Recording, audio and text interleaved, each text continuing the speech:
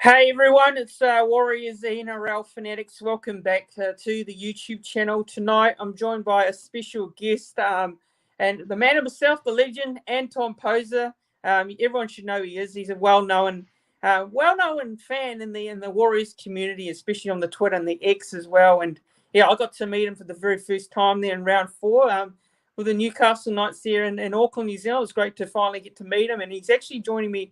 Actually, not from Auckland, New Zealand. He's actually joining me from Sydney there in Australia. He's actually gone over there to do a bit of work there, personal stuff there. So it's great to have Anton on. He actually got him at a reasonably good time, as we can sort it out for the time zone. But yeah, great to have you on, Anton. Hope you're doing well. And yeah, we're going to chat all things Warriors. We're going to review that Knights game as well. Talk about that Knights game and yeah, what's going on? What's going on with the boys this season? We'll try and give our general thoughts and how we think the team is doing this season. So it's great to have you on, Anton. I hope you're doing well. Yeah, thanks, man. Thanks for having me on. This has been a bit of a long time coming. We've obviously had a lot of exchanges over the years, and it was nice to finally, see you in person a few weeks ago, which was really cool. And we rejoined after another Knights encounter, but this one not so rosy. Yes. So look, it's my whole journey to being a Warriors fan is kind of an interesting one. Like, I suppose I watched it a little bit when I was growing up, when it was the Winfield Cup. This is pre-Warriors. I used to support the Panthers in the Alexander days, and then when the Warriors started and they signed Greg Alexander, I was like, whoa, baby, this is awesome. So I was kind of on board from that time, but I think when I moved to Australia in 2007, that's when I kind of really started to sink my teeth into the NRL and the Supercoach world, which is something that you might see me talk about quite a lot. And yeah, I used to go to all the games and all that sort of stuff. So these days, fairly heavily invested, like many of the people watching here. And it's we're not on a good trajectory right now, but I'm pretty confident we can get it turned around. Yeah. So you said you started supporting the Warriors. Was it 2007? You said, or around that time? No. When they came in, I was always a bit of a fan. Yeah. But I was obviously a bit younger and wasn't able to get to many games or anything like that. But yeah, I took my kind of support for the NRL in general a lot more seriously when I got to Australia. But I think it's fair to say I've had a soft spot for them the entire time and watched as many games as I could. But it's always great talking about the Warriors with anyone who will listen, really. Yeah. So you're in Sydney at the moment. So basically, you lived in Australia for majority of your life, right? You lived there for. I was there for about 15 years, and so moved back to Auckland a couple of years ago, right in time with when the Warriors returned. So I got to go to the homecoming game and all those amazing scenes from that, and then obviously last year's amazing season. It was cool to have front row seats for that, even those really wet ones. I'll still remember those pretty fondly. And yeah, work brings me back to Australia sometimes, which is cool. And that enabled me to get down to Newcastle on the weekend, and I'm going to be in town for the Roosters in the upcoming week, which is going to be pretty cool as well. Yeah, awesome. Looking at the Warriors, since 1995, the team's been in the comp since 1995, and we've had some highs and lows as Warriors fans, especially, the 2000s probably were our greatest era, in my opinion. And then we made the grand final in 2011. What would you say is your biggest memory out of that 2011 grand final? Going back way back, but 2011 we had 3 teams in the grand final on that day. I was actually living in Australia back then. I still am now. I moved from the Gold Coast. I moved from the Auckland, New Zealand, which is my hometown, to the Gold Coast in 2010, and I've been in Australia since 2010. It's 2024 now. So, yeah, what are your memories of that grand final? Because that grand final year was, a remarkable run from the Warriors. Especially when you look at it. It was awesome. Yeah. Yeah, I remember I was at that game, at the grand final. Yep. And I had seats that were quite close to the sideline. Yep. And I just remember watching that Manly left edge of, Lyon, Steve Matai, all those guys who were thundering down that sideline. I was just like, holy shit, man, how are we going to stop these guys? And I just didn't feel like we were even in that game. They just completely wiped the floor with us. But the road to that game was really special. That win that we had down in Melbourne was unbelievable. I was at the prelim as well when we beat was it the Tigers with the Kristen Inu try where he wasn't held, and he crawled forward with the ball. We were like, just losing our minds. They had a massive night in Paddington after that far out. But yeah, that whole run to the finals was a dream. But I think Manly were just too good that year. They had such a good team. Yeah, well, who's a Warriors player that you looked up to watching? Like, who was your favourite player? Like past, present player? Who would you say? Like, there's so many great legends for the Warriors. There's Steve Price, Stacey Jones, Simon Mannerings. You have your Ruben Wickies. You can name a lot of those players. But who would you say? Like, is there one or is there a few? My original thing was I always used to have one particular player at any one point in time that I would go nuts for, and I still do that now with the Bunty Appreciation Society banner in the crowd. Like I still am like a one-man fan club for just one person. But in the old days, it was Hydro Okasene. He was my boy, and for me, I always loved those players that had like the hair, like the big knees, the big elbows, the big head ups. I used to just love those high energy middle forwards. I love it. And he had a mullet too, which is always great. So him. I also like Iofeta Paliasina. He's another one. And there's of course all the the famous Warriors players, but I kind of let everybody else have those. They get celebrated so much that I'm kind of like, I always latch on to other people. Another weird one was Bill Tupou. I don't know why I was obsessed with him for a while, but I used to really like him. Yep. And of course, my current boy is Bunty, as everybody knows. Of course. Everyone should know that one by now. As you're one of the fan club presidents of the Bunty Appreciation Society. We know you're a massive Bunty fan. How actually not just on that Bunty how did you become such a massive fan of Bunty? Was it through watching him through the younger grades, or how did you become so affected into Bunty and the appreciation? So it was kind of funny. I first remembered it from watching an underage game, one of the youth cup games. Yep. And he was playing next to Toff Sipley coming through, and I said I read the name, and when they were reading the team list out, I was like, his name can't be Bunty, can it? He can't be a front rower called Bunty. I just thought that as an idea.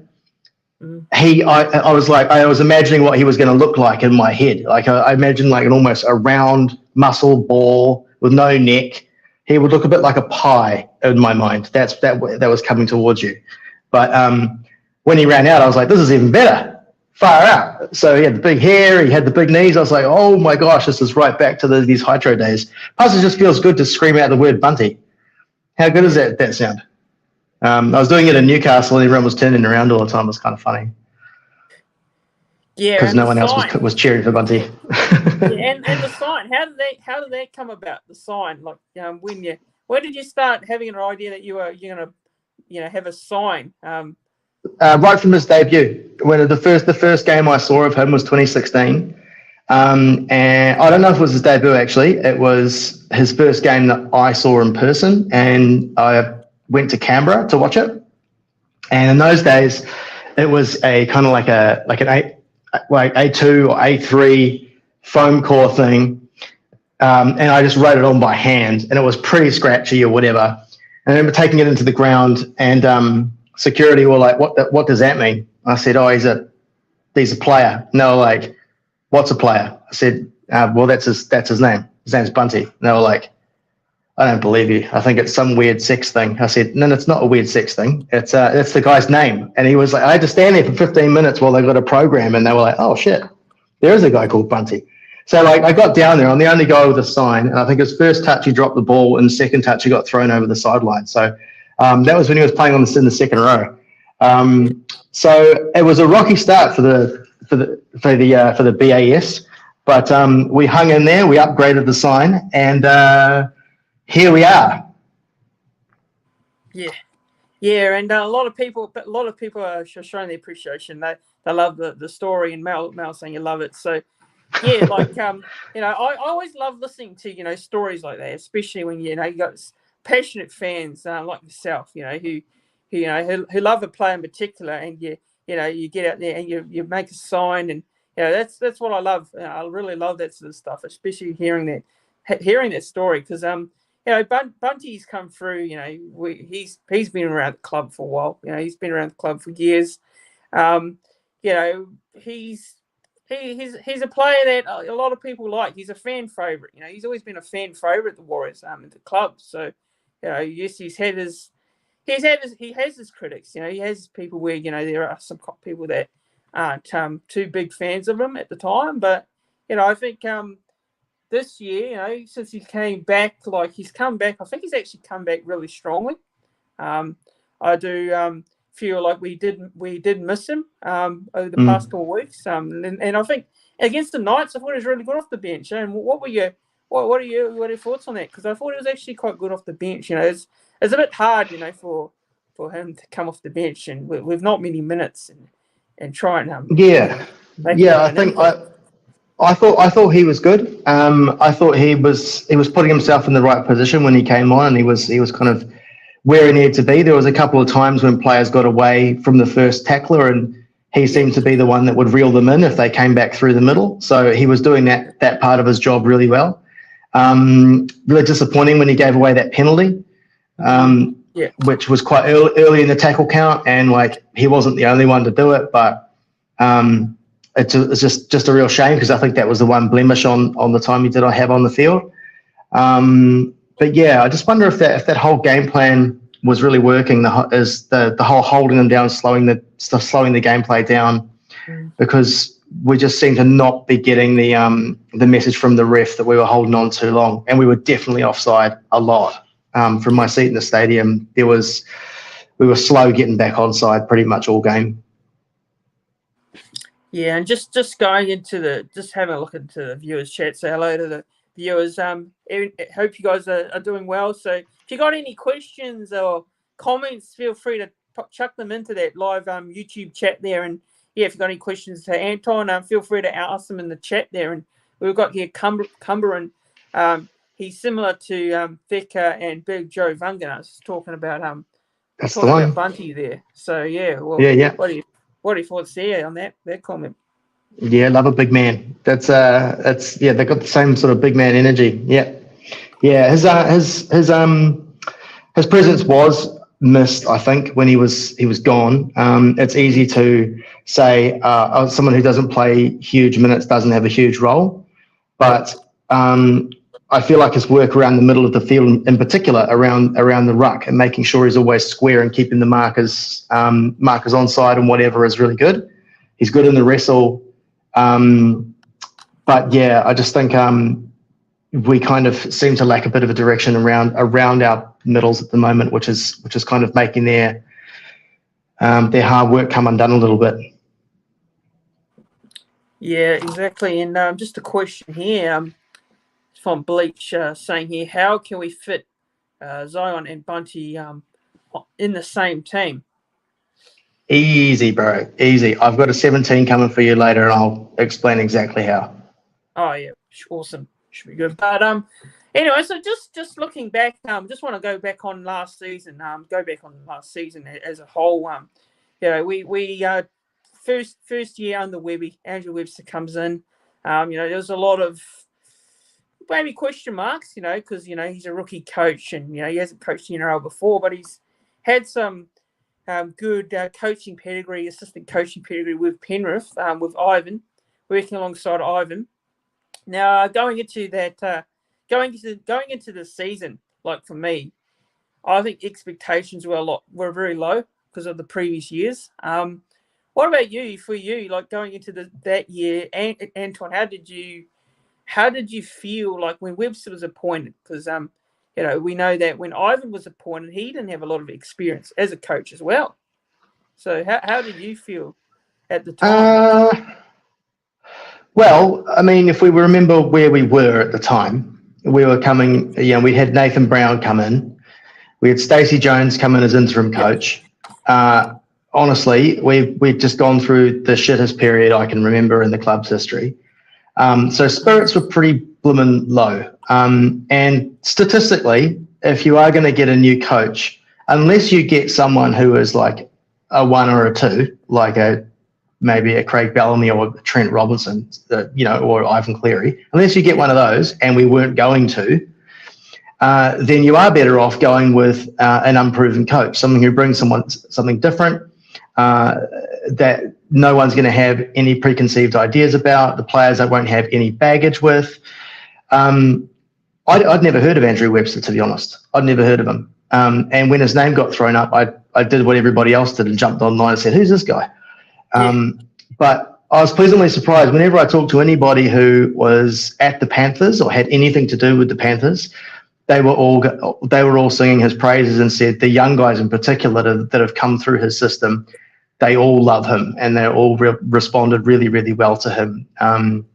So I think the proof of that is in how he's managed to lure people to the club too. Often a young rookie coach won't have the ability to have star power or have the ability to attract people to the club. In fact, a lot of players have just followed the same coach around their entire career, like Wayne Bennett. So we've had, if you remember the Stephen Kearney era, where he couldn't sign anything. And we were having to pay overs or offer 4-year deals to Adam Blair or something like that, you know what I mean? So that's been really pleasing, and he's brought a fresh sense of belief to the squad. And I think after last year, I think he probably could have run for Prime Minister at the end of last year. Yeah, and obviously with the way things were going last year, we had the old saying that started up the whales, and that became a real well-known saying throughout the world as well. It was starting to get around all sorts of places, even America as well, and it was. The fact that the team was performing so well, they were playing well in the field. Webby was getting them up, and then we finished in the top 4. It was our first top 4 appearance since about it the whole year. Less expectations. A lot of people thought the Warriors, were going to struggle last season. So, yeah, we got hello to Taylor in the chat. Evening, lads. How's it going, Taylor? Hope you're doing well yourself. Good to see you in the chat there.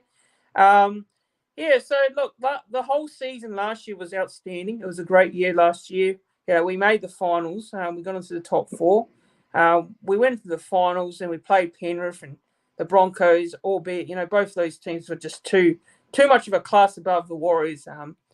But how did you rate that season last year? I've given a pass mark, given the way we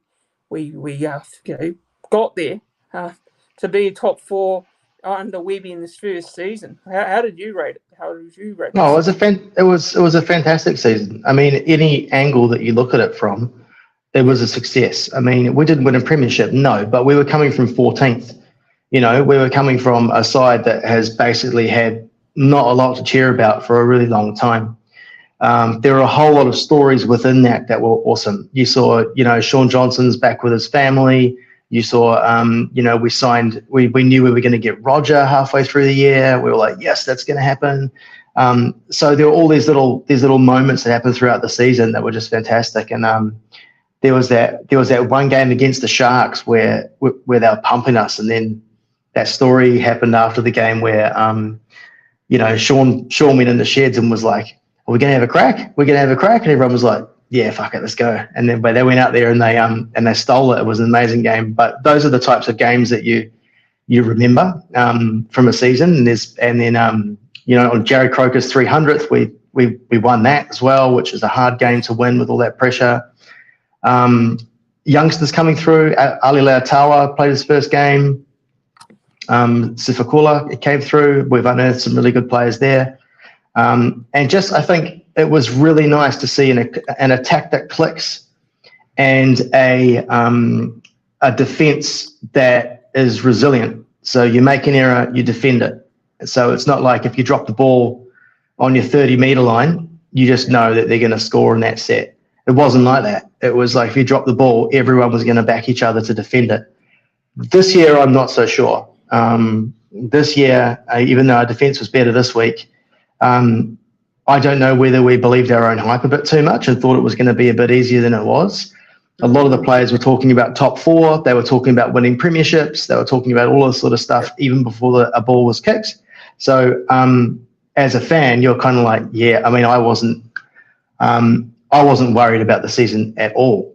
You know, I wasn't worried about that whatsoever. But maybe I was a little bit sort of guilty of it too, but thinking that we were destined for top four without earning it yet. So it's nothing that can't be fixed. We've got largely the same personnel there that we've had before. We are missing some troops. I think Niokore is a massive out. Not much has been said about him, but those super direct lines that he runs and the quick play of the balls and the speed of the ruck that we get off the back of his runs is something that we've really, really missed. And he's a scary dude too. You need your scary dude out there. Yeah, and Mel's saying, lots of talk in social media today about Shaun Johnson going to the Roosters. Now, look, this was a rumor. There was a rumor last year that Shaun would be leaving the Warriors, and it was squashed quite quickly. Shaun re-signed the club for another season. So, what are your thoughts on this? Because there tends to be a lot of rumors around Shaun every season now, where he's heading. He's back in New Zealand now. He's well set up. He's got his family here. He's happy. So I personally think these rumors are just fake news. I just think they're fake news in my opinion. But the Roosters themselves, obviously they got the money. If we know how much money they've got as a club, what do you think on this comment regards to Shaun Johnson? I just don't. Personally, I just don't see him leaving now, after coming back from the Sharks, and coming back to the New Zealand. He's happy, he's set up as well. He's happy with life at the moment. Like, I just don't see how he's going to go back over there. Yeah, I had a bit of a back and forth with Brent Reid yesterday or the day before about this. He was saying there was a yarn in the fact that Shaun Johnson, the Roosters have been asking about Shaun Johnson. And I said, well, that's not a yarn. A yarn is when something's going to happen or there's interest from the other party. I mean, I could be interested in running for Prime Minister, but that's not a yarn. That's just me being a lunatic. I think he was saying that, no, they're interested in it, and that, they're interested in going over us. And then the next day, an article came out saying that he's officially turned it down. So all that's happening right now, from what I can understand, is that there's a bit of a standoff over his extension. The Webster said that they want to extend him. Shaun wants to stay. So it's just about nutting out what the details of the contract look like, because it's going to be his last one. It's going to be his last playing contract. So he just needs to make sure that it's what he wants it to be and the club feels like it's right for them. And it just takes time. And so in the time it takes for them to sort that out, you're going to have other people hopping in, because he's officially off contract next year. So, he's the best off contract halfback in the NRL. So everyone's going to, think, well, maybe let's have a stab and see what happens. But it doesn't mean it's going to happen. Yeah. Hello to Richard in the chat. How's it going, Richard? Hope you're doing well. And Mel just before I move on here, Mel's saying, it's just pretty disappointed Shaun Johnson did go. To be honest, the Warriors have been good to him, and it's only Google headlines. Yeah, well, you get that all the time. You get players rumored, off contract players rumored, and it's a thing that generally happens in the NRL. So, yeah, Shaun Johnson said there's no signed contract. Apparently, it was it was an offer to replace Luke Keary, because Luke Keary was just surprisingly announcing his retirement at the end of the season. So, which is a huge shock. It was another bit of news that I did not see coming personally, but so that's probably why there's a bit of headline around Sean Johnson at the moment, considering he's off contract. So, just looking at some of the results this season for the Warriors. Round one against the Sharks, we lost 16-12 at home. We went down to Melbourne Storm round two, 30 points to 26. That game was, heartbreak really when you think about it, because we lost that due to Xavier Coates' try. And then round three, we beat the Raiders. Now that wasn't really, it was a win nonetheless, but it wasn't convincing. We won that 18-10. We won the Knights. Beat the Knights here 20-12, which I was at that game. Then we beat South 34-4. Manly we drawed to 22. Or you could probably argue the case that we were probably fortunate to, get away with that one.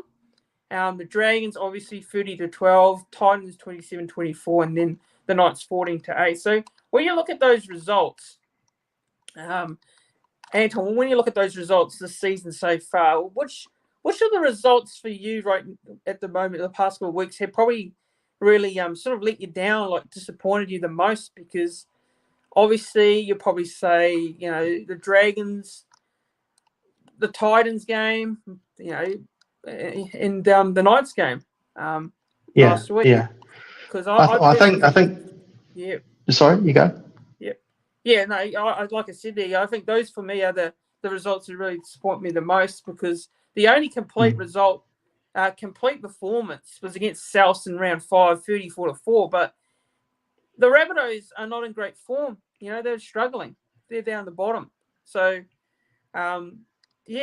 just generally speaking, our attack and our defence, which we'll discuss real soon.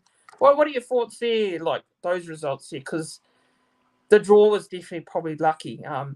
But all the other results, I think that all the other results, those losses, I think we were outplayed in all those losses for me. So, what do you reckon? Yeah, I think the game that was, the most disappointing for me was the game we actually played.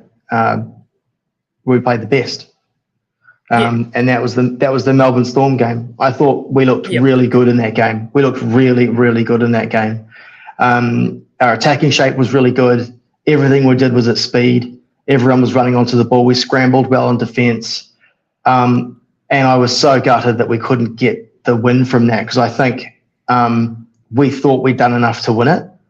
And I just think the amount of effort that they put in to not come away with a reward for playing your best game of footy of the year, I think it's a kick in the guts. And you can say, they're professional athletes. You pick yourself up and you go again the next week.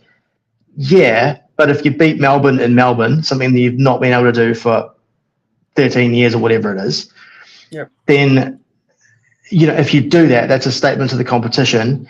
It's validation of all the systems that have been put in place. It's also helps them believe that their aspirations for a top 4 finish are right, that they have every right to believe that. And when it doesn't happen, there's a part inside you that kind of goes, shit, we're not quite there. And I just kind of feel like there was a bit of a shift in confidence that happened after that. When we get wins, it wasn't convincing. Souths was a big score, but you could drive a bus through some of the gaps that Souths present at times, honestly. They are really like a wet paper towel sometimes. So, that while it was quite a big margin, I think it sort of was a bit of a false win in a way. We didn't learn much about ourselves, winning by 20 points. The game against St George was, I went into that feeling quite confident. The win against the Knights, I thought was quite a gutsy win. We did really well. We lost Luke Metcalf in that game, and we did really well to win that game. But the other one against St George, I felt confident going in, even though I know Wollongong's a hard place to win. And we were just completely outplayed. The middles just completely owned us, and we were never really a chance of winning that game. So that was disappointing. But you got to say, well, maybe we took them a bit lightly. St George played awesome. They really did play well. So sometimes you can just put your hand up and say we just got outplayed by a better team on the day. Some of the other losses we had after that, though, we can't say that.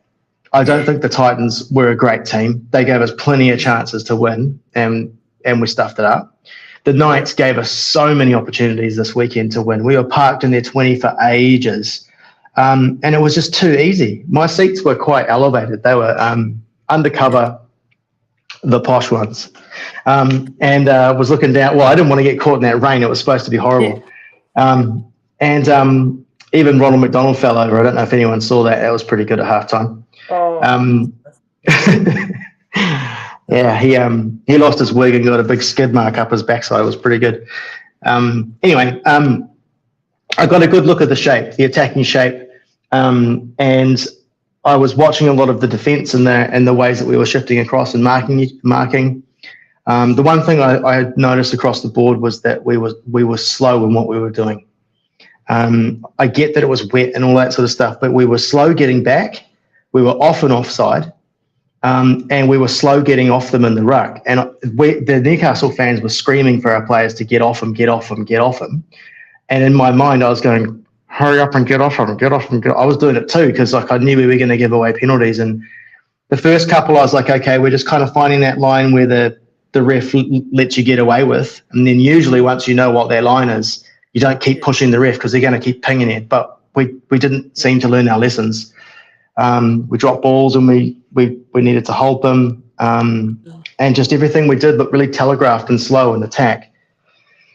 So that was disappointing. That was a disappointing loss. But I still think the big one for me was that Melbourne one. If we had have won that game, if we could have come away with 2 points, I think the mindset and the set of belief, there'd be a bit of a spring in the step going into the next game, as opposed to, oh, now we've got to pick ourselves up and do it again.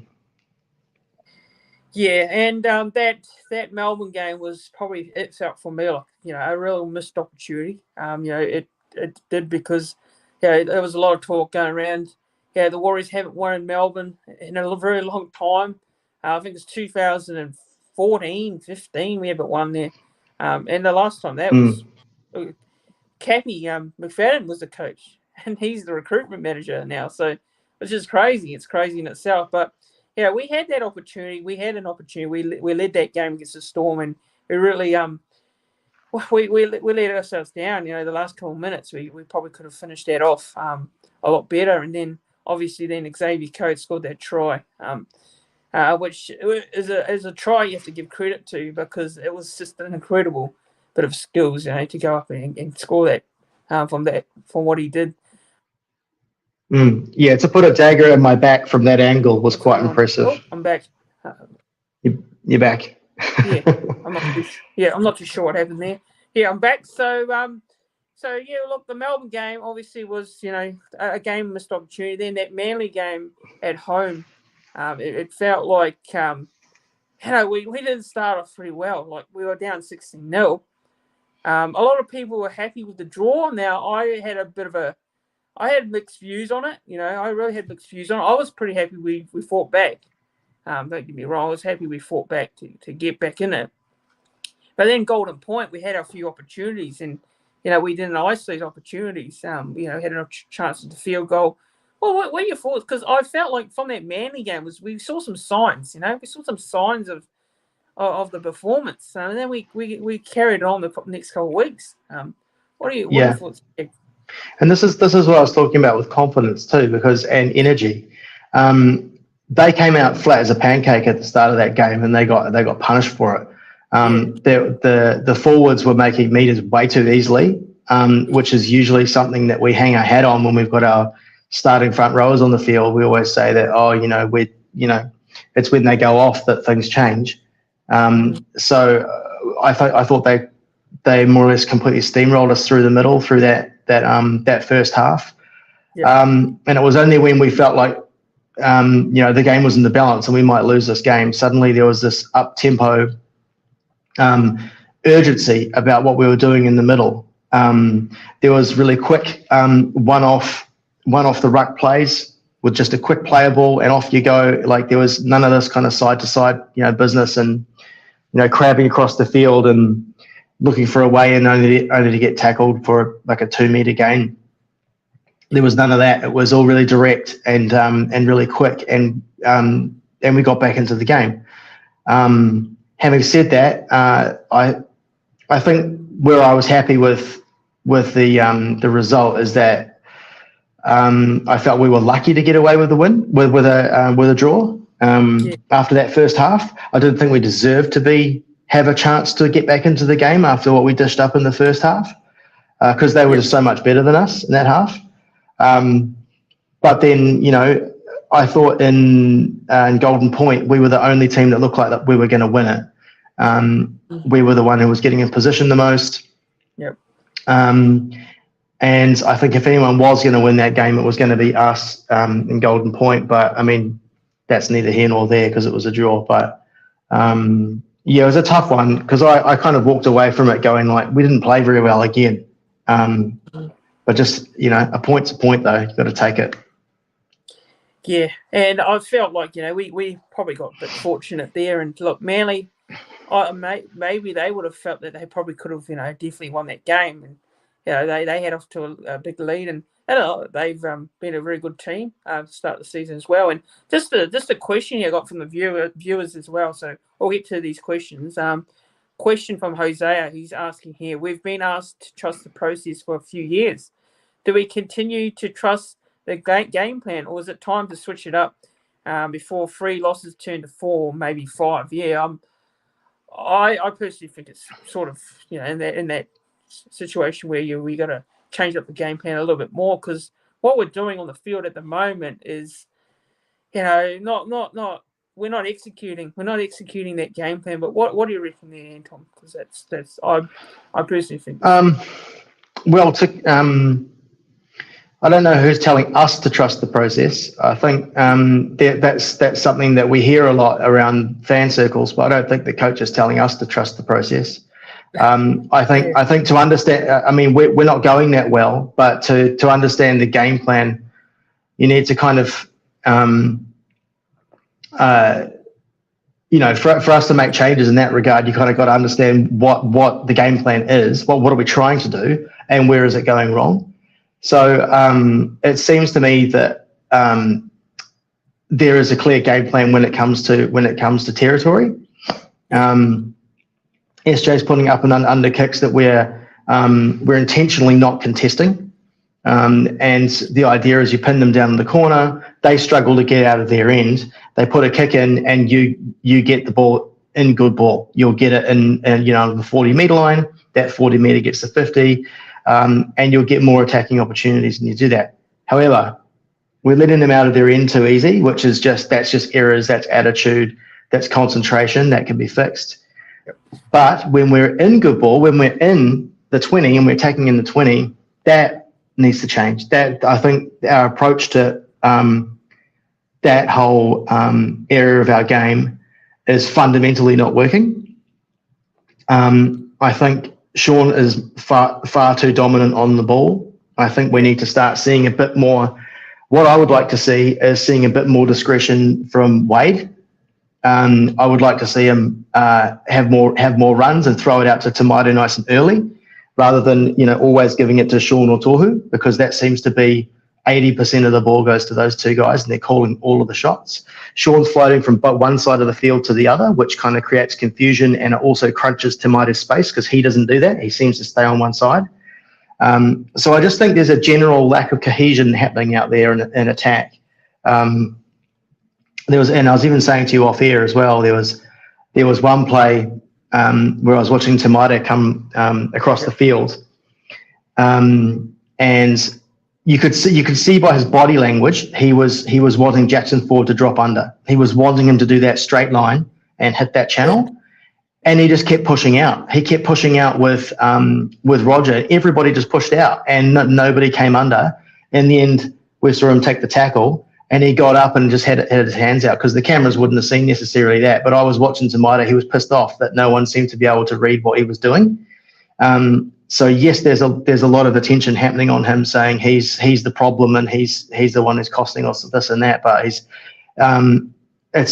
not as simplistic as that. It's like there's definitely a lot that needs to be addressed, but we can't just do nothing. That's for sure.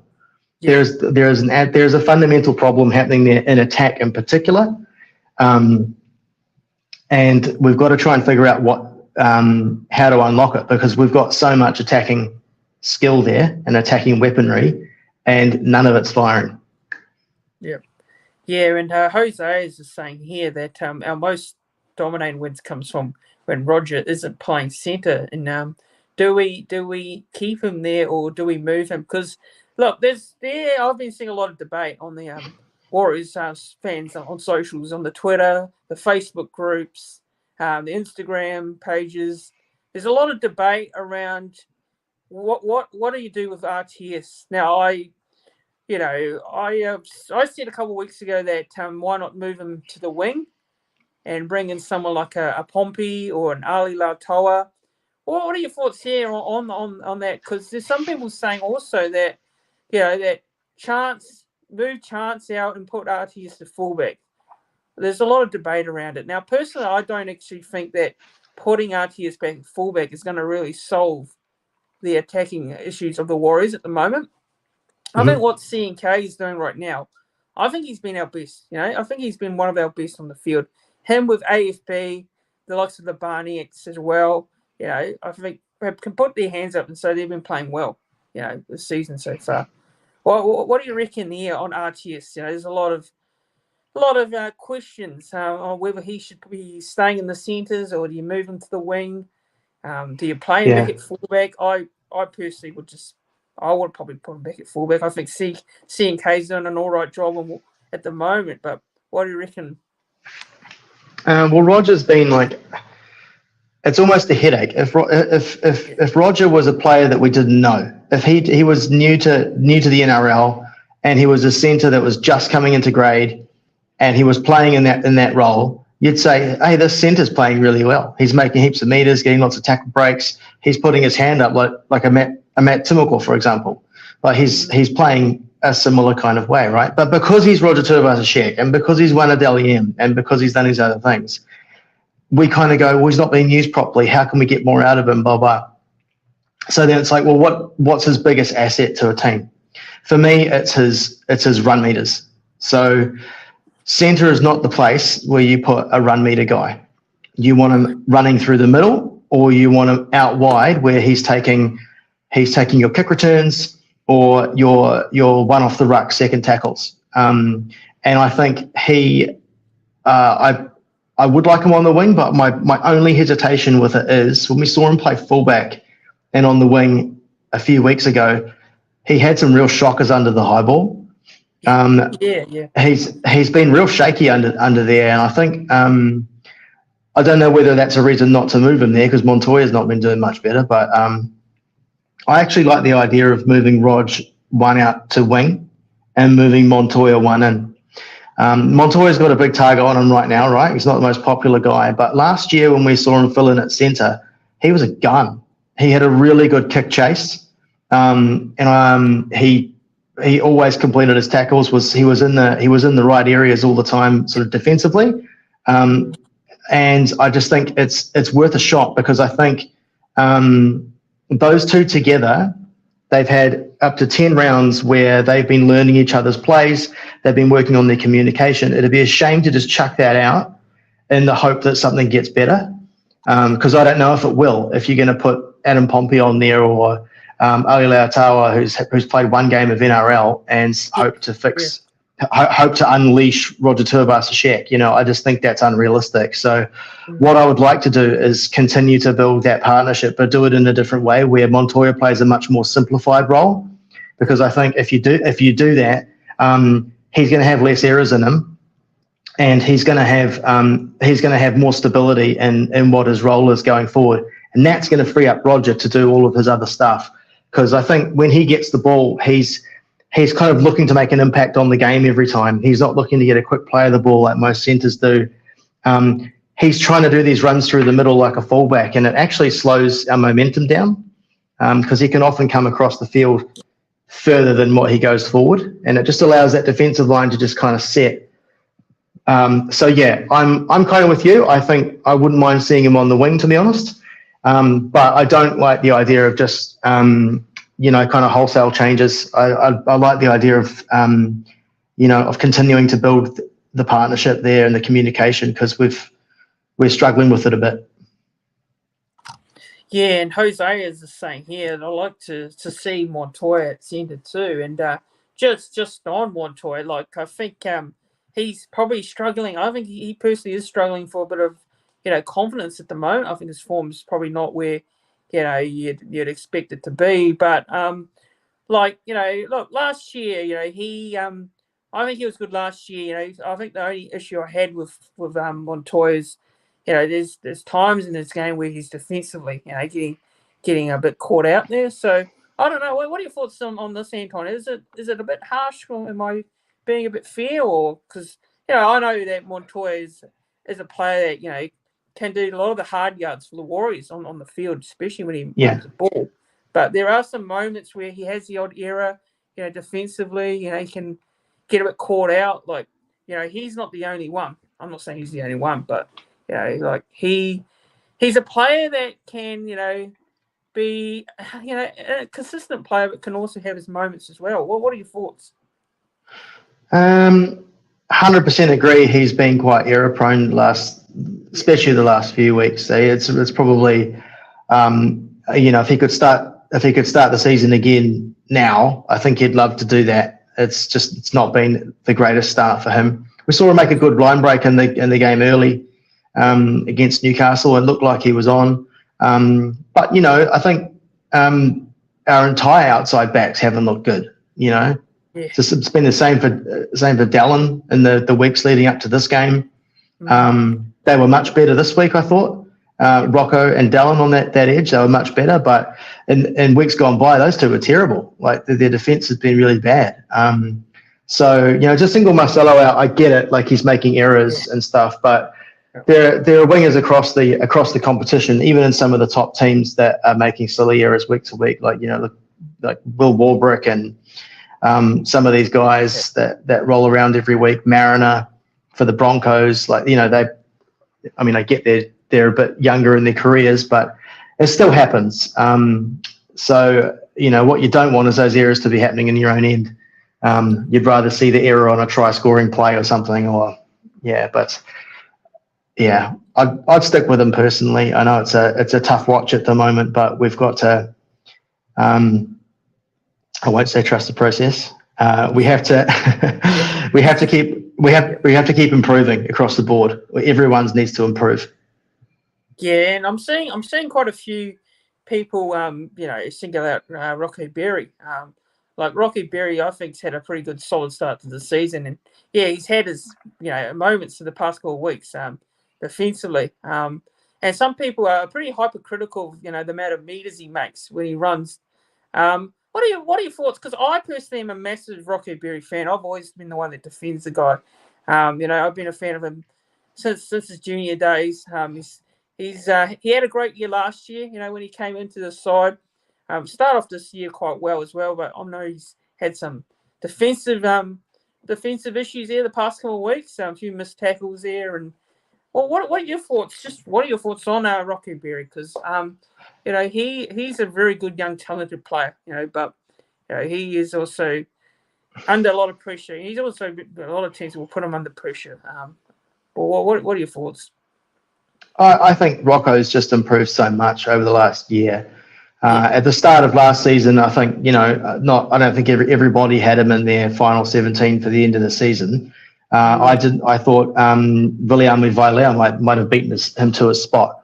But from everything that the club is saying, that the players are saying at the club, the improvement they see in him and the effort that they see in him at training and that is just off the charts. I think he's got one of the highest ceilings from our young outside backs for sure.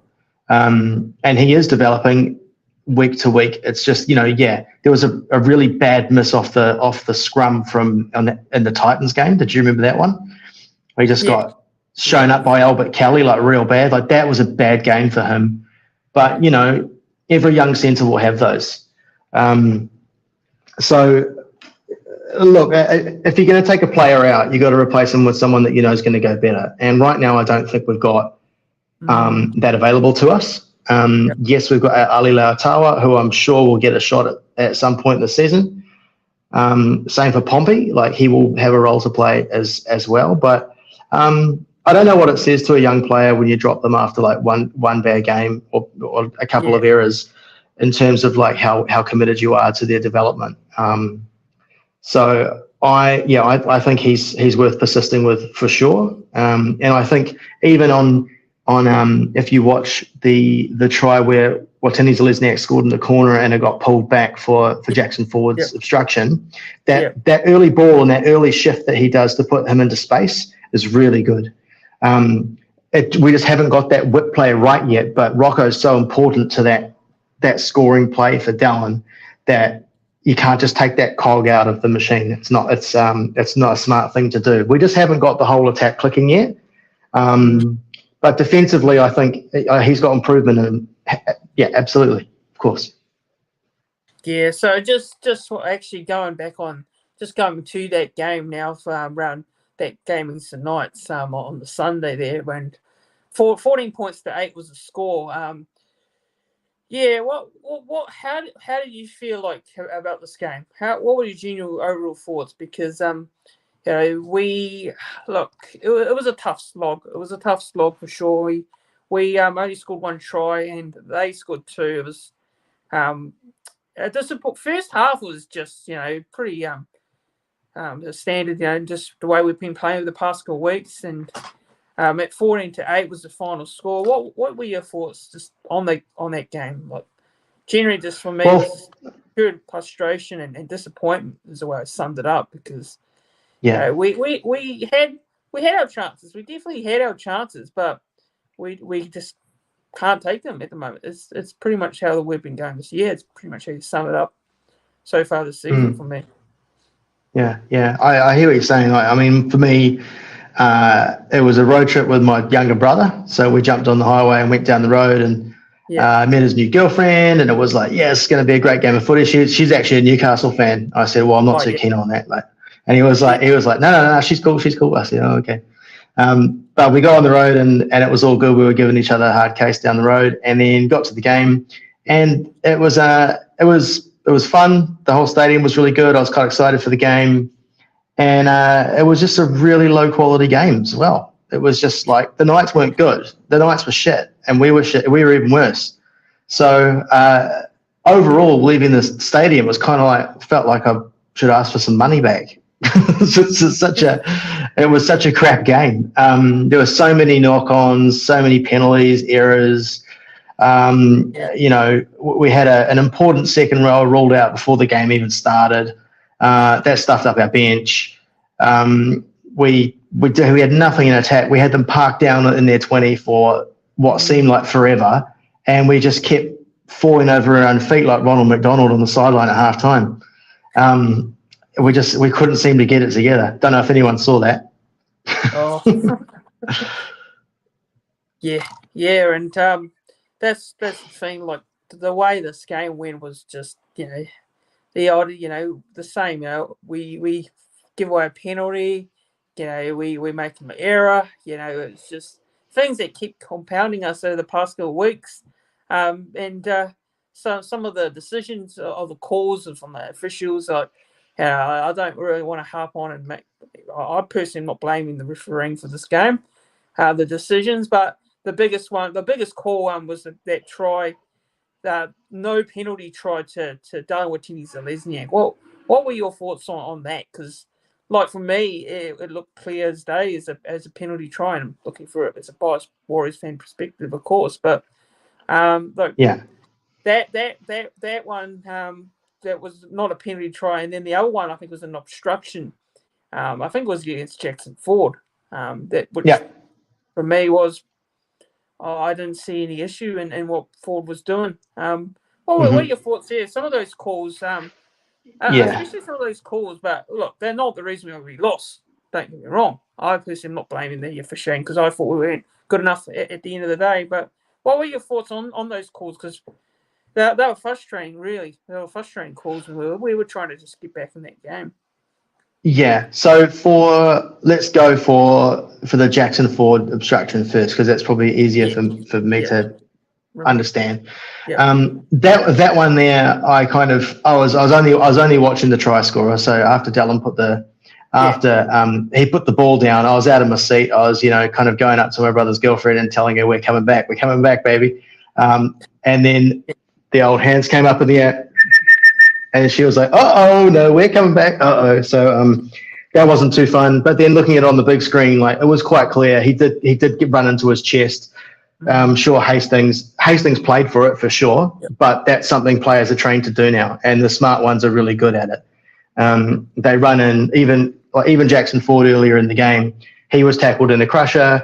He knew that if he stood up and played the ball, he'd get nothing for that, so he stayed down. He played with the back of his head until they reviewed the vision, and they gave him a penalty for a crusher tackle. Now, you can hate that all you want, but that's what's happening in the game now, and players are playing for that. So by the letter of the law, we've seen heaps of tries ruled out for it in the rest of the season.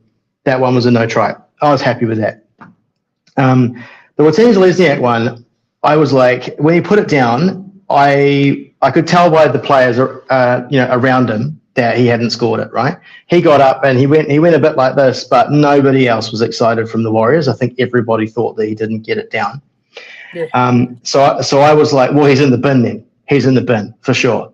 Like, you can't tackle him in the air and while he's scoring a try and not go to the bin. That's a professional foul. If you put a grubber through to the in goal and it's a chase and you shove the guy out the way when he's about to score, that's a penalty try. You know what I mean? It's a professional foul in the act of scoring a try. The other thing in the stadium that was weird was the speaker for the bunker was really, really loud. So it was like right next to us, and he had this like, we're just reviewing the aerial the right next to my head. So I heard every word really crystal clear, and he was basically saying, we see Watene-Zelezniak has taken the ball cleanly. And that's like, okay, that's it. He's taken the ball cleanly. So you've ruled that. And then he's tackled in the air. So that's a penalty. And he loses the ball in scoring the try. So the way that they actually broke down that sequence of events should mean that that's a penalty try. And I don't understand how it's anything other than a penalty try, if that's the way that they've interpreted what just happened. So I couldn't believe that he didn't go to the bin. It was penalised. Yeah. But seriously, like that was a howler, and it would have brought us right back into it. But would it have been reward for playing like crap? Probably, yeah. Like, we might have won that game and gone, okay, well, we're improving. We're not improving. We seem to be looking worse on attack every week. But anyway, positives. Yeah, well, there were some. Yeah, and just actually, on that, because I think Graham Ansley, the referee boss, came out today, and I was just reading something here from the New Zealand Herald, and he's basically said that it's not automatically a penalty try. There's no such thing as an automatic penalty try. The bunker felt there was too much doubt that two players were contesting the ball. So just reading what it says here, the bunker official couldn't be sure. He couldn't be sure that he falls to the ground. The ball comes away from his hands. And as he tries to ground the ball, that was solely due to the tackle to contact. And he goes on and says, people argue one way or the other. They say, of course, he was going to score if he hadn't been contacted, but the rules make it clear there's a decision that either the referee or the bunker on the review have to determine whether the try would have been scored, could have been scored, where to not for interference. So that's basically and that's a cop out, because like I was saying before, like when someone runs through for a grubber to put a ball down, if the player chasing behind him, who's no chance of scoring themselves, if they take you out of the play, you're not in the act of putting that ball down. You're nowhere near that ball. And you could say, well, he wouldn't have got it down for sure. Of course it's not for sure. Nothing's for sure. But that's what a penalty try is. Yeah. Yeah, exactly. And Richard's saying here, like, you can't celebrate the tries early more because so many get disallowed after the replay. Both both rulings were RS rat shit, in my opinion. So, yeah, he's absolutely right. Like, these days you're always worried. Like when it goes, you just wait for that green light because you don't want to celebrate too early. You know that it's going to be taken off. So that's why I like to.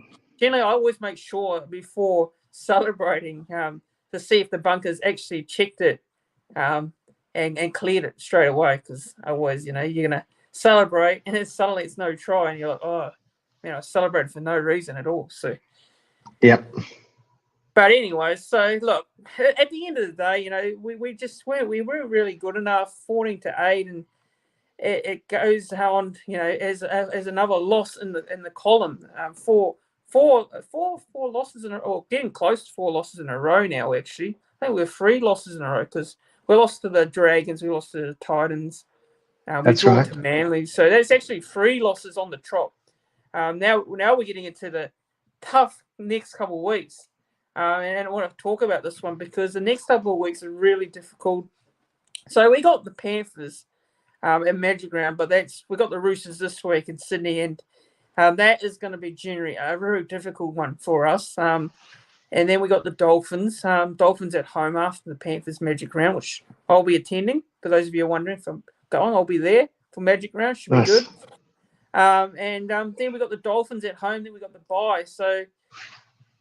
Yeah, how do you feel like just these next couple of weeks? Where do you feel like a win could come? Because I think the Dolphins realistically is probably the only game at the moment I can say. I want to be positive and say we can beat the Panthers and the Roosters, but generally speaking, realistically, it's going to be tough to win those 2 games. My worry for this week in particular is the fact that we're going to be thin on the edge again. Webster said, there's almost no chance of Capewell playing. So I think it's going to be a bit of a throw together 17. And we won't have the luxury of sitting blokes down or whatever. And if you've been watching the Roosters lately, if you've been watching Angus Crichton and stuff on the edge lately for the Roosters, they are a scary machine right now. They've got themselves clicking. Watson has just unlocked them something special in the middle. It's pretty cool to watch if it's not against you.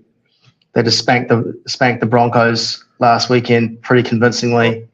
Yeah. And so, having said that, I'm going to this game. Be wearing my Bunty t-shirt. I couldn't get the sign in my suitcase, but I've got the t-shirt. I think the Warriors are a chance of winning any game they play. Yeah. If we play as well as we know we can, why not? I don't think we will win this week, but what I want to see is I want to start seeing some improvement in our attack. I'm not so much focused on the 2 points this week because we're coming off a low base in terms of our performance. If we just smoked a weakened Knights outfit, I'd go, okay, well, let's improve again and let's see if we're able to trouble this really good Roosters outfit. I think right now we're more chance of beating the Panthers than we are beating the Roosters. I think the Roosters are going that good. So I don't know. I would like to say I see a win coming, but I think it's going to be difficult for us. Tell you what, if we do though, be a big night in Paddington. Oh yeah, definitely. It'll be. I'm sure because the Warriors support here in Australia. You would have seen it quite a lot last year as well with Queensland and Suncorp and Brisbane and Gold Coast, especially up here, my neck of the woods. We chock-a-block that stadium, made it. It was just Warriors supporters everywhere. We were just very vocal, very loud, and I think the same could be said for Sydney, especially. There's a lot of Warriors support down there in Sydney, and look, I think the next couple of games, I think just really, really, really nervous, but I'm hoping to see a bit of an improvement on our performances. I'm just wanting to see a bit more of a step up. Like at the moment, I'm not thinking about the 2 points, but that would be great. I'd love the 2 points, but the performances. Yeah. You want to see a bit of a step up and improvement. Then the past couple of weeks for me. So it's an important thing as fans to knowing where we are right now. It's important not to just be demanding an immediate turnaround or immediate wins, because we're coming up against some of the best teams right now. We're just nowhere near where they're at in terms of how well they're playing. So we just need to be a bit more realistic about what success looks like for us in these next 2 games. That might sound a bit defeatist, but otherwise what you're going to do is you're going to get super dark on the team when we are actually getting better and we are improving. And it's a long season. We are only like round 10. There's another 17 rounds to go. So we just need to remind ourselves that we are only about 4 wins from the top. But we are also a couple of wins from the bottom. I think just hoping for an improved performance, I think, is what we want to see. Yeah, and Mel was saying here, I think the Roosters will be harder to win than Penrith, in my opinion. Penrith is not great at this point. Yeah, look, they've had some performances, Penrith, where they're scraping through, aren't they? Like, but like in saying that, like, I think for Penrith, they're a general team that comes good at the right time of the season. It's always at the business end of the season. So I can see where you're coming at, Mel, because you looked at the last couple of weeks. They're only scraping through. And they've got a real interesting game this week. They've got the Dogs, and the Dogs are one of those teams that have improved over the past couple of weeks as well. So that'll be interesting to see whether Penrith do put away. If they do put away the Dogs, and they'll be a sign. Definitely a sign. We've got them in the next week. So, Cumberland saying here it would be just like the Warriors to pull off a victory against the Roosters. It would definitely be like us to be written off and then suddenly pull off a surprising victory, which I'm sort of hoping for, but it'll be definitely a challenge. So. So basically just looking at a couple other things I want to, get your thoughts on before we get on out of here. Junior pathways. Junior pathways is another thing that I'm pretty big on. I'm a massive person on the junior pathways and development. And this year the Warriors have been able to field a few teams. They've got the under-21s with the Jersey Flag Cup. Harold Matthews Cup team as well, who just had a bit of success last week down there in Sydney. And they took on the Magpies, and they got the win over the Magpies in their first season, the grand final. Amazing achievement for those young lads, especially that team and what they did. And the SG Ball as well. Got the NRLW team coming in 2025. So the club's definitely building something for the pathways there. Getting that pathway system in place is really important. What are your thoughts on that, Anton? What are your thoughts? Because we know the Warriors a couple of years ago had a very strong junior side who had great success. We were able to bring in some players as well into the first grade side, and I feel like it was a massive help.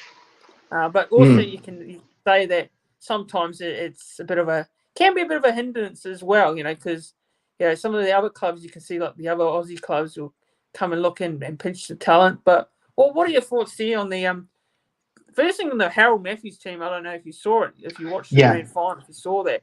And what are your thoughts on the Pathways teams? Oh, I just think the Harold Matt story is really cool because we only got approval for the Harold Matts in November. So when we got approval for that, we had to actually scramble a side together. We didn't have enough players at that age group to come into a team and to form a team. So the team was assembled really quickly, and it was mostly rugby union players that came in and played. They hadn't really played league hardly at all, with a sprinkling of guys from Australia too. So for them to not only compete with players that have been playing league their entire lives in Australia, but to go over and actually beat them in this throw together side, it really says something, to the the athletic nature of the kids and their will to win it. They're just kind of their ability to figure it out there and just win it, but also the management and recruitment for being able to assemble a roster of kids that can go out there and compete like that, having not played together before, and some of them have never played league before. I just think it's fantastic. And from there, what's happened is we've got a bunch of teenagers who now know that this is the path for me, and I can achieve success in a Warriors jumper. And that's really cool. And that's what those Toyota Cup guys had years ago. Your Sean Johnsons, your Ben Matalinos, all those guys, they had that in the Toyota Cup, as it was called then. It possibly gave them a false sense of how good they were when they came into NRL grade. But as a pathway, these guys have started that journey a lot earlier now.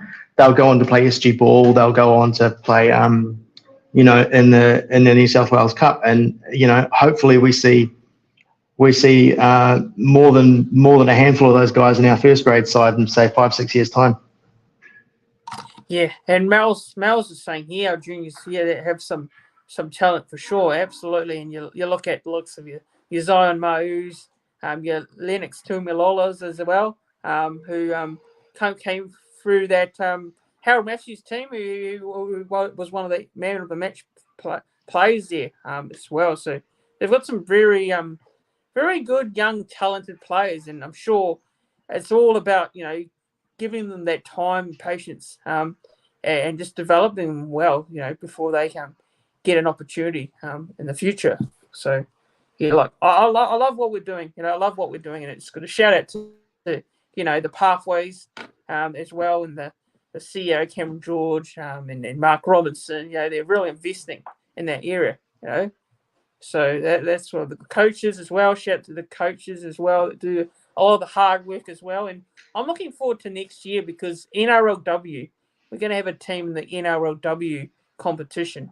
Now, we've had a team in that competition before a few years ago, and it'll be good to, not only for the women's side of the game as well, to help grow the game in New Zealand. It's great as well. So, yeah, what are your thoughts? Because it'd be great having that team back in. We're going to have we're going to be fielding so many teams next season. So, what are your thoughts on that? Oh, it's just cool because, I think the women's game was just starting to get on its feet before COVID. It just felt like it was starting to get momentum, and there was starting to be a bit of a groundswell. They were talking about more clubs, more teams, and then it kind of all came crashing down, and it was a real shame, a massive roadblock for a lot of those players who were playing then. There was no kind of way forward after that. So we probably lost a lot of those players that were in the mix at the time. But I think moving forward, it's a direction the game is always going to go in. And for us to have a seat at that table is so cool. It's really, really cool. We can start to build a proper culture, not just within sport. And I think this is what was interesting about the Warriors NRL side last year is we started seeing the club start becoming a part of culture. The way people talk, the clothes they were wearing, it was cool to wear Warriors merch. Everyone was out there supporting the Warriors, and it was a cool thing. It was appearing in hip hop music. It was appearing in art. And so once you've got a brand that's appearing in cultural, organically, then you've got a real powerful product. And I think the women's game is a crucial part of that. That's unlocking a huge population for that to grow for us as well. So I'm really excited about all of that. Yeah, exactly right. And like obviously with the amount of merch, the merch gets sold out rather quickly. There's so much, that the club can build on. We're not at the moment. Obviously, the form on the field, the performance, the results aren't going as we would like to. But like I said, the season's still long. We're 9 rounds in. We're going to the 10th round of the season. Yes, we probably would have preferred to be somewhere near the top 4 at the moment. No doubt about it. I'm sure Warriors fans had first.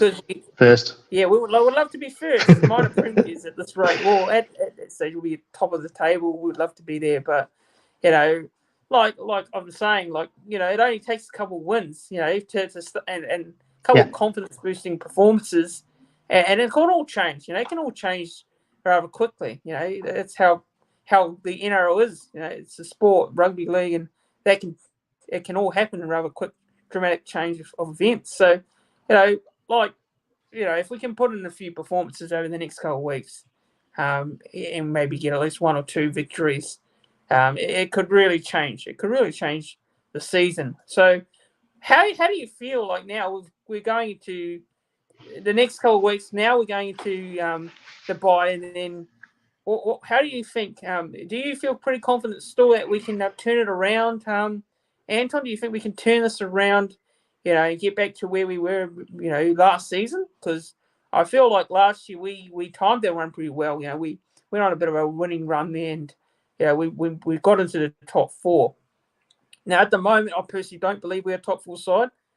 I still believe we can make the finals. I'm not writing us off completely at this stage. It's really too early to say that we can't make the finals, but we do definitely need to step up our performances. So what do you reckon? What do you reckon now?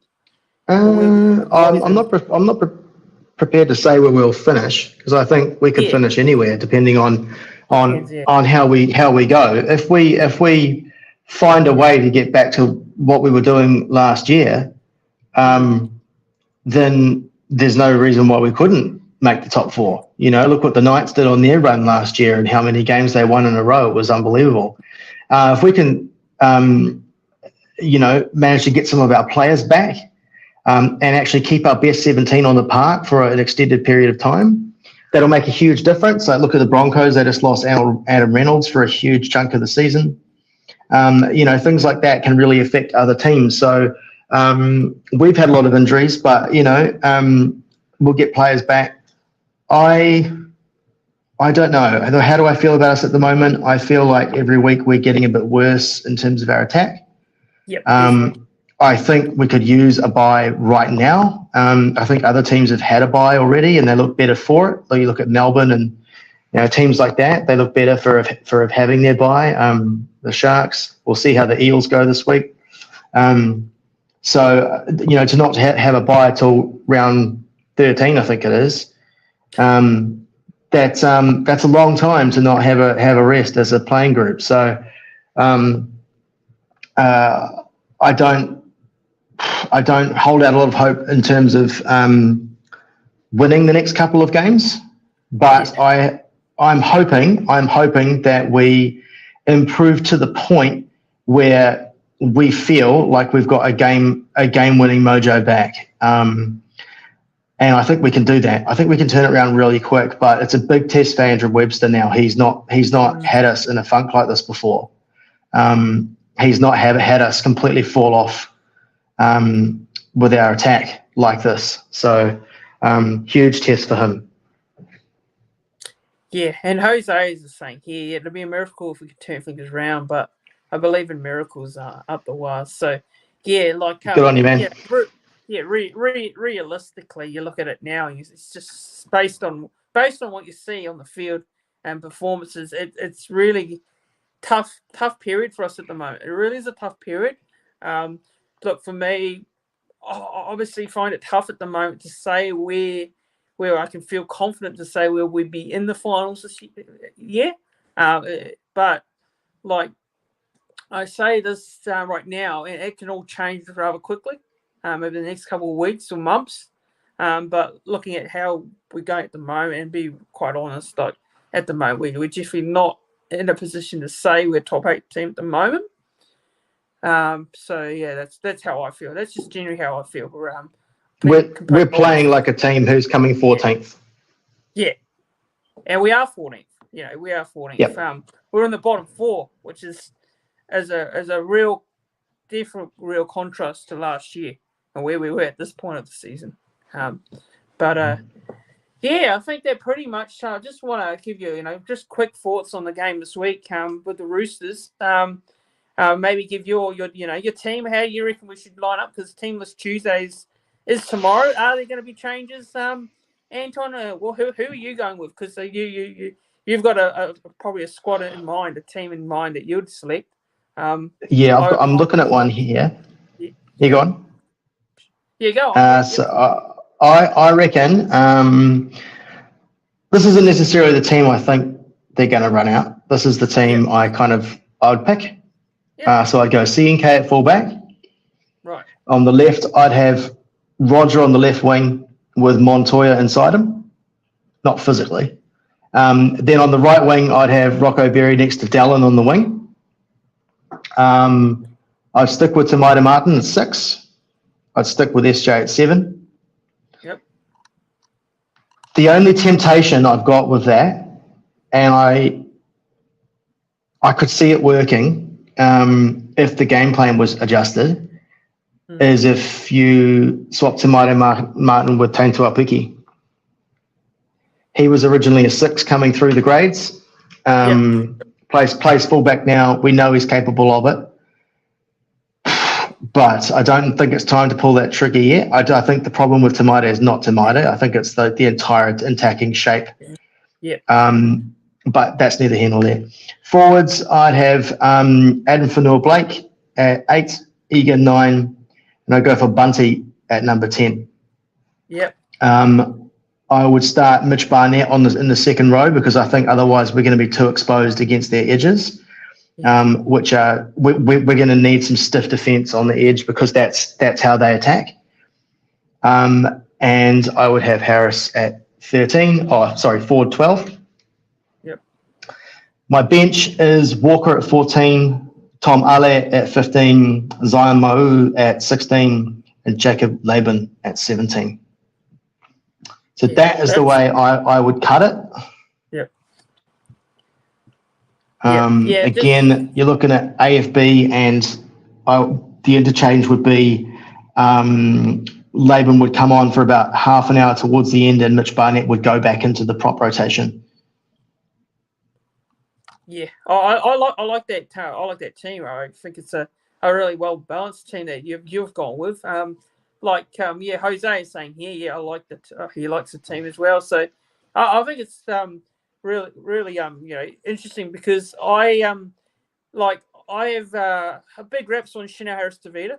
Chanel Harris-Tavita, unfortunately, he's still out for 4 weeks. I think 4 weeks. So I think if he was fit, I probably would have thrown him in the mix. I would have actually thrown him in the mix, and I probably would have put him at 5'8". Might be a big call here, but I would have probably thrown him in there with Sean Johnson to see how it'd go. But because he's not fit, obviously you got to have Tamari Martin there, so you can't really drop Tamari Martin. And, there's people that say that you can put Taine Tuapiki in there. I know Taine Tuapiki's done a lot of playing the halves over the past couple of weeks. That cup side, who's been rabid with injuries in their spine. Yeah, he's been doing a lot of the kicking as well in that over the past couple of weeks. So, look, I don't think it's but time to put Taine back in there and from into the deep end in the 5'8" spot.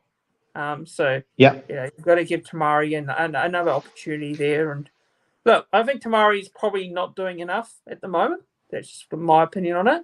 But you've also got to remember that also the whole game plan as well is relative. So, Sean, I don't know what you think about this, but Sean doing that, he's got a lot of responsibility. His kicking game. I feel like he's doing too much. What do you think on that? Do you think he's doing too much? I think there's a lot of. Well, that's the role he's been given. So his role is to be a ball dominant half. So it's he's been told it's your team. You get these guys around the park. You put them in positions. Yada yada.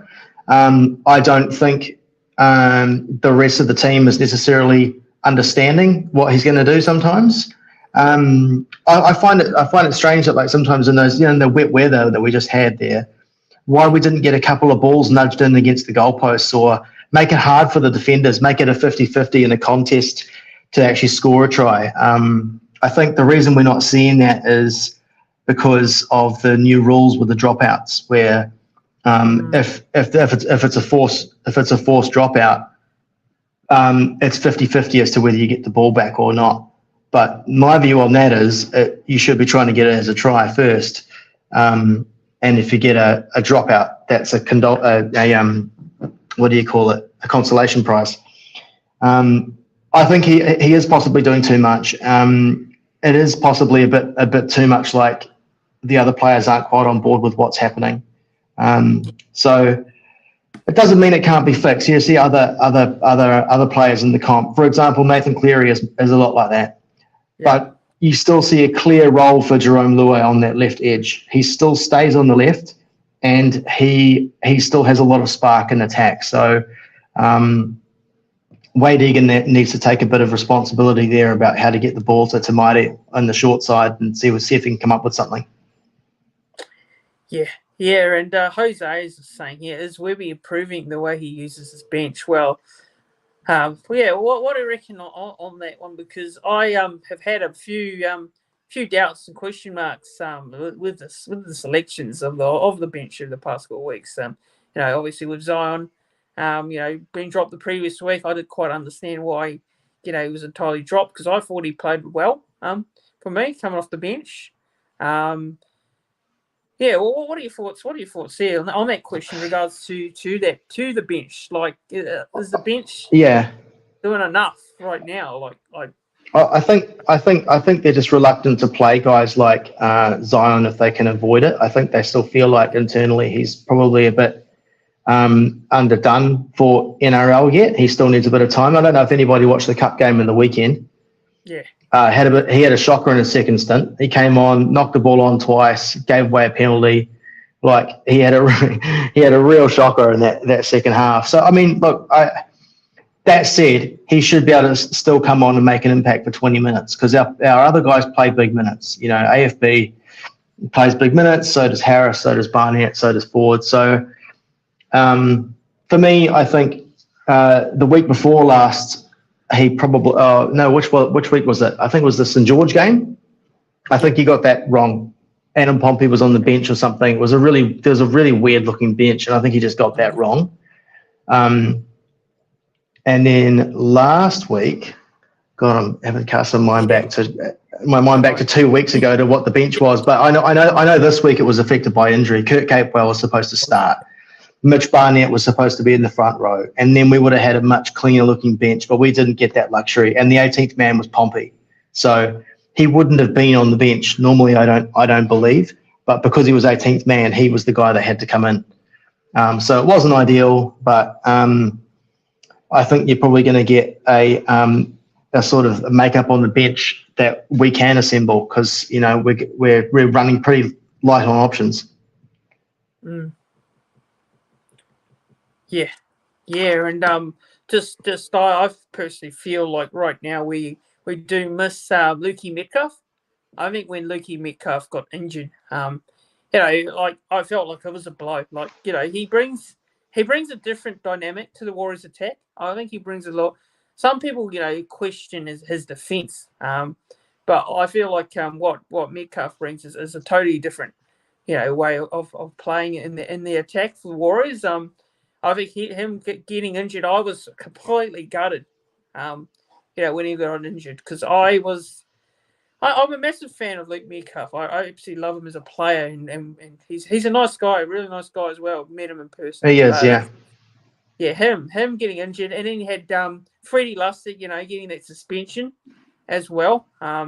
Yeah, that's bad timing.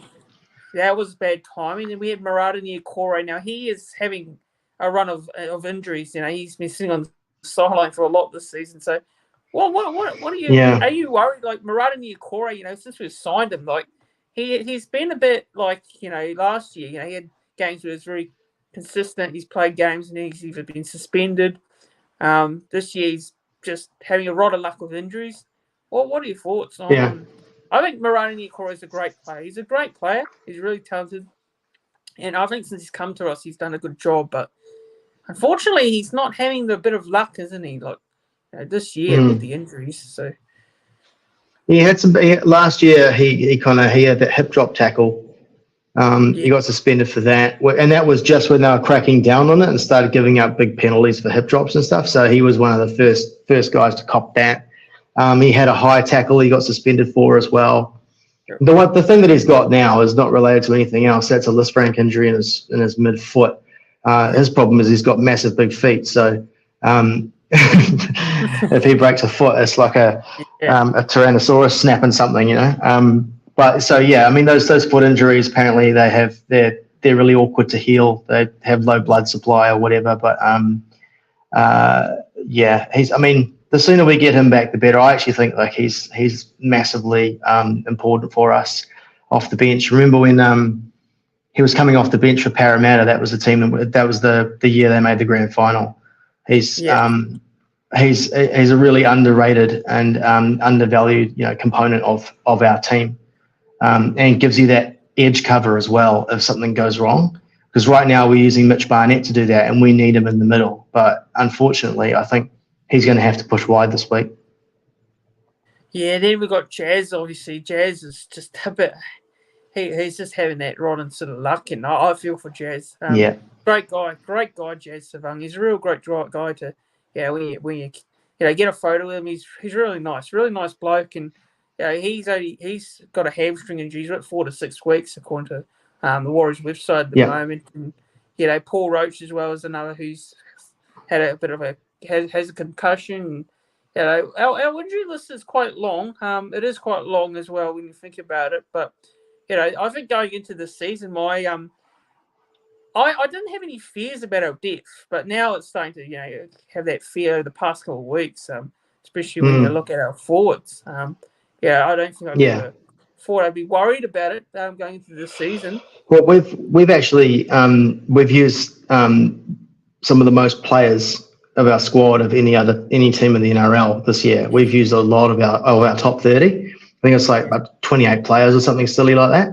So it's okay to say we can't blame it all on injury, but the side I saw out there for a lot of the game looked tired at times. They were slow getting back into position. They were lying around in the ruck. They were doing stuff that wasn't, and even on attack, it all looked really telegraphed and a bit too slow. So we were just coming off a big turnaround too. That was like a 10 or 11 day turnaround just then. Yeah. So it's a bit of a worry, man. Like, I don't know what the answer is, but that's why I'm not an NRL coach. I just know what I see, and I kind of know the areas that we're coming up short, as I'm sure you and all the people watching are seeing as well. We just got to make sure we don't get way too knee-jerk in our responses, and it's not all about team changes. That's one thing I promise you. Swapping 4 or 5 players or throwing out the player that you like the least on any given week is, most of the time not going to solve what you're seeing on the field week to week. There's a much bigger problem going on. Yeah, I think that's perfectly well said, really, to be honest. And look, as much as I myself and a lot of people may like to see, 5, 6 changes, whether you throw in so many changes, that's also not going to help not help the dynamic of the team as well, because the team's trying to adjust. And we haven't been able to adjust to the game plan, and throwing more players out there. It might be a good thing to put another player in, but it can also be a massive effect in itself too. And Richard's saying here, Anton, you see things right, bro. He is absolutely right. Absolutely, Richard. Well said there, yeah, for sure. But anyways, I think we're going to wrap it up here because, we've had a great chat tonight, a great discussion. It's, as a Warriors fan, we ride the highs and the lows, and, we're going to be there watching every week, supporting this team as we always are. And I appreciate Anton for coming on and giving up his time, his free time to have a chat. Easy, man. Yeah, it was awesome having you on. Thanks for coming on, Anton. I really do appreciate it. And who knows, maybe might get you on again soon in the future. Yeah, thanks a lot, man. It's been a long time coming, and I really enjoyed it. So, love your content that you put out. You do a great job, and to everybody watching, make sure you give him the likes and subscribes that you see there, because he earns every one of them. So, it was a pleasure, and hopefully see you again, eh? Awesome. Thanks to everyone for tuning in. Thanks to all the viewers. We got Richard, Hosea, we had Mel, we had everyone who was in here, Cumberland as well. So thanks to all you guys for tuning in and watching, and giving this a watch, giving this a listen. And if you are watching it back, please don't forget, make sure you like the live stream, like the video. Make sure you don't forget to click that thumbs up button. Subscribe to the YouTube channel if you are a new viewer and haven't done so already. It all does also help out the channel, and you get to hear about all the content as well. And go and follow. I think Anton's on the Twitter, the X. So go and give him a follow on the X if you want to hear his thoughts and opinions on all things Warriors, all things Bunty Afoa. Throw that in there. Just throw that in there. But cheers, everyone. Have a good one. Up the wires. Go to the Warriors regardless. Win, lose, or draw. Hopefully things can turn around, performances and results over the next couple of weeks. And have a good one. See you, everyone. Have a good one. Up the wires. Up the wires. The wires.